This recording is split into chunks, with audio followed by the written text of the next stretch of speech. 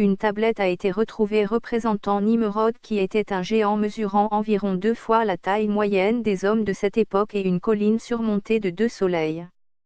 Cette sculpture sur pierre a été trouvée en Irak près de l'ancienne ville de Babylone, Bagdad. Les historiens interprètent faussement cette illustration, donc je vous invite à regarder soigneusement. Il y a clairement 2 soleils dans le ciel et tout le monde regarde en l'air. La plus grande figure, portant les cornes du taureau, ancienne couronne de Nimrod, semble être un géant. Les géants de la Bible mesuraient environ 18 pieds. L'objet, en forme de dôme, est trop parfait pour être un sommet d'une montagne. Au lieu de cela, imaginez que c'est le sommet d'un missile atomique, donc une fusée. Si cela était bien une fusée avec une bombe à hydrogène à l'intérieur, alors cette représentation montre le défi de Nimrod et de ses disciples qui se souviennent encore de l'énorme météorite qui a percé la canopée de l'eau et a causé un cataclysme mondial, autrement dit le déluge. Cette fusée a peut-être été construite pour détruire tout astéroïde qui menacerait la Terre, ou se venger de ce qui a provoqué le déluge, donc soit Dieu soit les Martiens.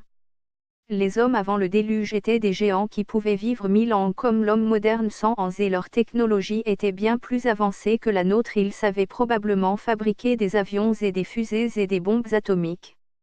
Selon certains récits islamiques, Nimrod a construit la tour de Babel, en fait une montagne artificielle ou une sorte de pyramide, une ziggoura avec un point de lancement pour une sorte de flèche géante afin de tuer Dieu, car il devait croire que Dieu se trouvait sur la Lune ou la planète Mars. Le mot ziggoura ressemble au mot arabe zigou qui désigne un réseau d'égouts, donc le mot français égout ou au pluriel les égouts vient du mot arabe zigou. Certaines forteresses avaient des ponts-levis et étaient entourées d'eau des égouts. Le corps humain ne peut flotter dans de telles eaux et donc cela permettait de garder à distance ses ennemis et les voleurs. Dans certains cas, le mot tour pour pharaon dans le Coran peut se rapporter aussi à une pyramide. Imaginons que Nimrod a lancé un missile atomique sur Mars stérilisant cette planète et que pour le punir Dieu aurait envoyé un moustique le tuer et a décidé d'effacer la mémoire de tous les humains de cette époque afin qu'il oublie tout de cette technologie destructrice. Puis les humains ayant la mémoire totalement effacée se sont mis à inventer de nouvelles langues et se sont dispersés à travers la terre. Nimrod peu à peu devint le premier tyran après le déluge et le créateur du premier du nouvel ordre mondial après le déluge. Il estimait que le seul moyen de détacher les hommes de la crainte de Dieu, c'était qu'ils se soumettent toujours à sa propre puissance. Il a voulu abroger les anciennes religions. Donc il s'autoproclama Dieu et se dit capable de tuer qui il voulait et de pouvoir ressusciter les morts grâce à la technologie. Il promet à ses sujets de les défendre contre une seconde punition de Dieu qui pourrait inonder la terre. Il construira une tour assez haute pour que les eaux ne puissent la submerger et il vengera même la mort de leur père.